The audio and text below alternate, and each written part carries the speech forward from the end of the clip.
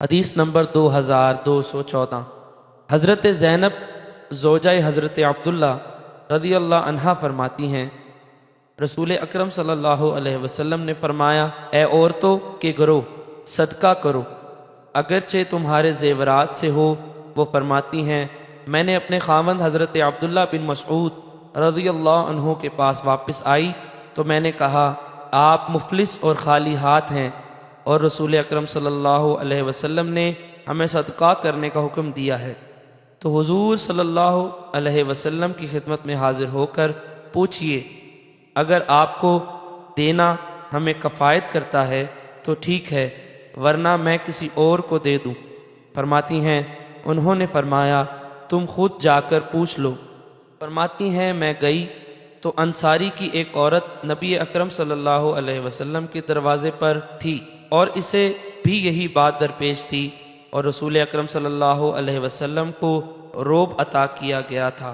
فرماتی ہیں، حضرت بلال رضی اللہ عنہ باہر آئے تو ہم نے کہا، رسول اکرم صلی اللہ علیہ وسلم کے پاس جا کر اطلاع کیجئے کہ دروازے پر دو عورتیں آپ سے پوچھنا چاہتی ہیں کہ کیا وہ اپنا صدقہ اپنے خاوندوں اور ان یتیم بچوں کو دے سکتی ہیں جو ان کی پرورش میں ہیں، اور یہ نہ بتانا کہ ہم کون ہیں۔ حضرت زینب فرماتی ہیں، حضرت بلال رضی اللہ عنہ اندر گئے اور رسول اکرم صلی اللہ علیہ وسلم سے پوچھا تو آپ نے فرمایا، وہ کون ہیں؟ انہوں نے عرض کیا، ایک انصاری عورت ہے اور دوسری حضرت زینب ہیں۔ نبی اکرم صلی اللہ علیہ وسلم نے پوچھا، کون سی زینب؟ عرض کیا، حضرت عبداللہ بن مسعود رضی اللہ عنہ کی بیوی۔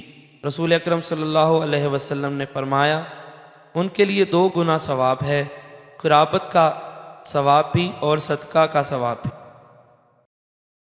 حدیث نمبر 2215۔ حضرت عمر بن حارث رضی اللہ عنہ حضرت زینب زوجہ حضرت ابن مسعود رضی اللہ عنہ سے پہلی حدیث کی مثال روایت کرتے ہیں، البتہ اس میں یہ ہے کہ وہ فرماتی ہیں، میں مسجد میں تھی کہ مجھے رسول اکرم صلی اللہ علیہ وسلم نے دیکھ کر فرمایا، صدقہ کیا کرو اگرچہ تمہارے زیورات سے ہو۔